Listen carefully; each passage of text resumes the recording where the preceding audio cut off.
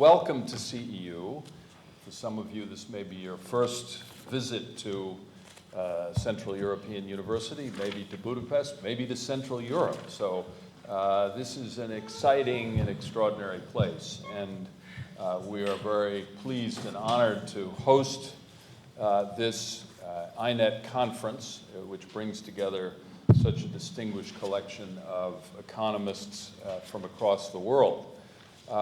CEU, let me just say a few words about it so that you have a sense of who we are and what it is that we're trying to do at this university. This is a unique experiment in international education.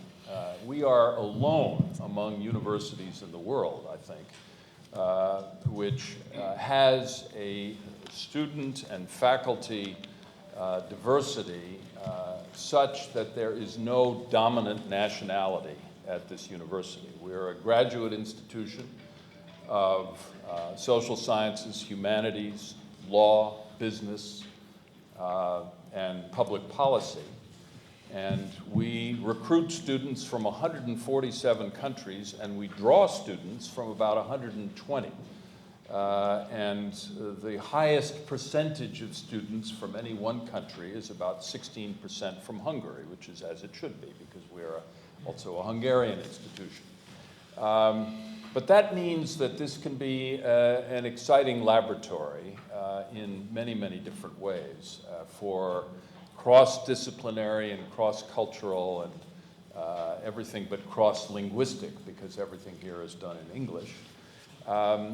We are a university that specializes, I think, in risk-taking.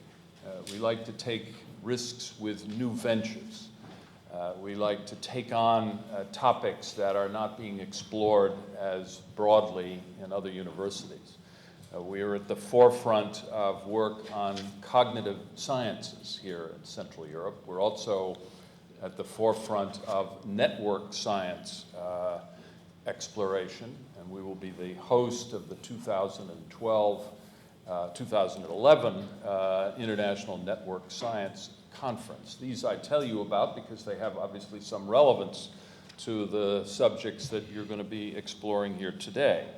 We not only take risks, but I think we like to challenge conventional thinking. And in that respect, we're one of the proud co-founders, along with very distinguished leaders like Joe Stiglitz seated to my left, of the Institute for New Economic Thinking, which was unveiled here in Budapest just a little less than a year ago at the end of a series of lectures that were delivered by George Soros in October 2009 about the economic crisis and what might be done to analyze it. We are also an institution that is focusing on public policy in addition to the academic disciplines that are represented across the university. And so we like to think of ourselves as a bridge between the world of policy and the world of academia. And in that respect, of course, INET is a very living and breathing example of this effort to probe not only fundamentals of economics, but also policy issues that underlie what it is that needs to be done in the midst of this unprecedented economic crisis. So that we are about to start a new CEU School of Public Policy and International Affairs. We think it will be unique, certainly in Europe, and in many respects because of the complexity and the demography and the makeup of our students among universities across the world. That will open its doors in the fall of 2011, that is next year. We're a young university. We're celebrating our 20th anniversary. So in that sense, we can be a little more nimble than some of the older institutions where settled ways end up to some extent dominating what it is that different disciplines are doing. So as you can see, I'm a shameless promoter of CEU's originality, and I hope you will experience it in the process of being here for several days. I thought probably the best way as a non-economist for me to say just a word of introduction about this conference would be to share with you a document which I'm sure many of you know. It's a rather remarkable document. It was a document sent to the Queen of England by the British Academy on July 22nd, 2009, which was approximately 9 months after the Queen of England had asked a collective group of economists assembled at the London School of Economics what exactly had, as she said, why had nobody noticed that the credit crunch was on its way?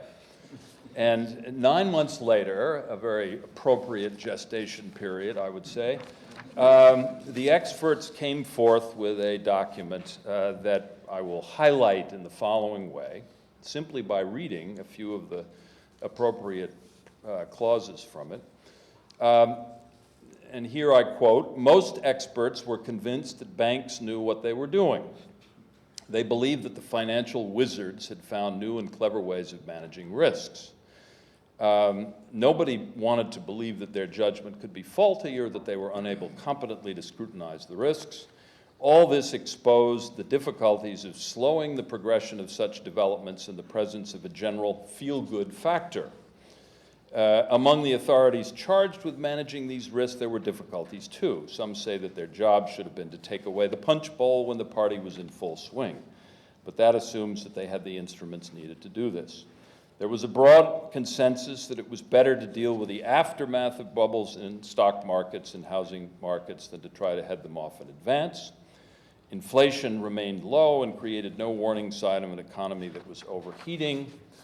In summary, Your Majesty," and I quote, "the failure to foresee the timing, extent, and severity of the crisis and to head it off, while it had many causes, was principally a failure of the collective imagination of many bright people, both in this country and internationally, to understand the risks to the system as a whole."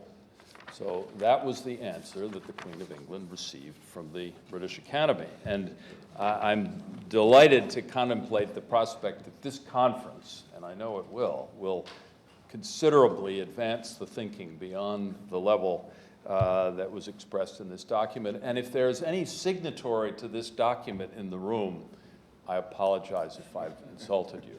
So thank you very much.